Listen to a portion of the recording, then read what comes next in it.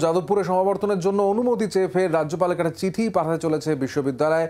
রাজ্যপালের বাধা উপেক্ষা করে এক্ষেত্রে ডিগ্রি দিতে গেলে তৈরি হবে আইনগত জটিলতা, ফলে রাজ্যপালের অনুমতি নিয়েই পদক্ষেপের পরামর্শ আইনজীবীদের। এবং তারপরই ফের বোসকে চিঠির তোড়জোড়, বিকেল 5টার মধ্যে চূড়ান্ত সিদ্ধান্ত জানাবে বিশ্ববিদ্যালয়।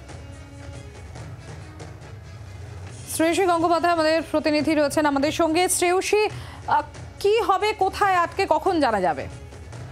দেখো, উপাচার্য তিনি নিজে যেটা বলছেন যে আজকে তিনি ফের চিঠি লিখবেন, সেক্ষেত্রে ছাত্রদের স্বার্থের কথা মাথায় রেখে তিনি ফের চিঠি লিখবেন আচার্যের কাছে, যেখানে তাকে অনুরোধ করবেন যে তিনি যেন এই অনুমতি দেন, কারণ এই অনুমতি না পেলে কার্যত কিন্তু সমাবর্তন করার মধ্যে একটা অনিশ্চয়তা তৈরি হবে।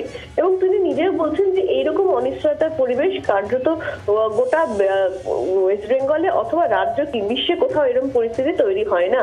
এখন এক্ষেত্রে যেটা হবে যে যেটা জানা যাচ্ছে যে রাজ্যপালের কাছে এই কোর্ট মিটিং এর ফের পারমিশন চাইবেন উপাচার্য আজকে, এবং সেক্ষেত্রে বিকেল 5টা অবধি দেখা হবে রাজ্যপালের তরফে কোনো অবস্থান পরিবর্তন হচ্ছে কিনা। যদি অবস্থান পরিবর্তন না হয় তাহলে সেক্ষেত্রে অন্যরকম কোনো ভাবনা চিন্তা করা হতে পারে, কিন্তু সেক্ষেত্রে সমাবর্তন করা সম্ভব হবে না। কিন্তু ছাত্রছাত্রীরা যাতে কোনোভাবে বঞ্চিত না হয়, সেক্ষেত্রে অন্যভাবে যদি তাদেরকে সার্টিফিকেটটা দিয়ে দেওয়া যায়, কোনো আইনি সমস্যা যদি না তৈরি হয়, সেই বিষয়টা নিয়ে তখন চিন্তা ভাবনা করা হবে।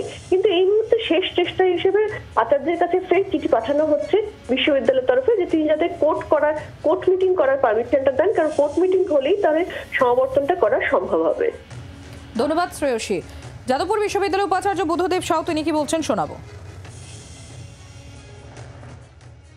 রাজভবন থেকে একটা চিঠি এসেছে, তাতে মূলত লেখা আছে যে এটা রিলেটেড ইস্যুসগুলো সাবজুডিস ইন সুপ্রিম কোর্ট, সেই কারণে কোর্ট এবং কনভোকেশন কোনোটাই হবে না। একটা রাজ্য সরকারের থেকে বিভিন্ন জায়গায় একটা বাধা আসছিল, সেইগুলো আমি আলাপ আলোচনা করে অনেকটা মিটিয়েছি।